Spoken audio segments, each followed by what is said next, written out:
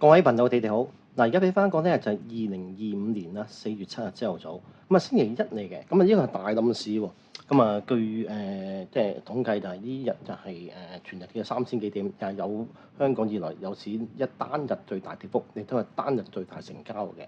咁一個咁啊睇翻啊，雖然大跌市好多股市啊、黃金啊、外匯啊都係虧本嘅，但係咧韓龍老師旗下兩個主要教授同學嘅 product 啊，第一就係期貨，恒生指數期貨，同埋呢個 crypto ETF ETH 同埋呢個 BTC 咧，我都係賺錢嘅。嗱 BTC 嘅同埋 ETF 嗰度我都有片俾大家睇咗㗎啦，就點樣講係都係賺到好多錢嘅。啊，跟住翻我哋嗰個我哋嗰個我俾大家嗰個方法啦。咁啊，跟住嗰個參數啦，咁啊叮嗰個賺錢。咁期貨呢啲市場又點咧？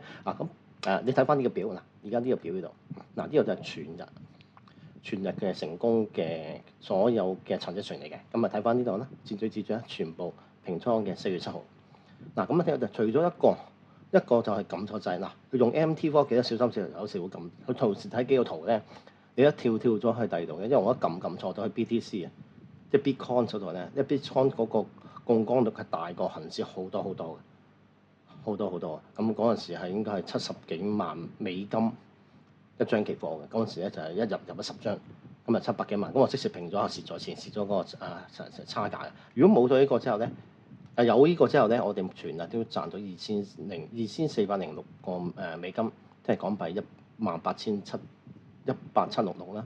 咁如果冇咗呢個咧，個利潤更加大嘅。咁啊當然咧，呢個時間咧就係你見嗱呢層嘅上由我大家覺得70美金60幾全部都唔係賺好多，但係咧會一賺到一閃好閃啲時間，咁啊賺到就賺咗嗱，唔好賺多。第二個條件就係話覺得各位如果新手即係唔係嗰啲師兄師姐好有經驗或者韓龍老師咁經驗咧，呢啲時間唔好做。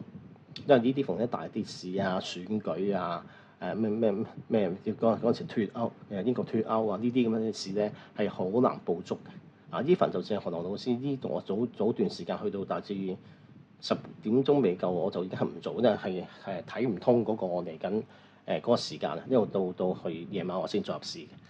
咁呢度啦，另外同大家講記住兩件事，第一就話就算入市賺少少就好走，賺少少就好走。第二冇經驗嘅，真係要好有豐富經驗先好走，先好識入市。如果唔係咧，就剝花生睇戲就算啦，因為呢啲係好大風險嘅。點大風險法咧？睇呢度 scale 平時呢度一格呢個4方框。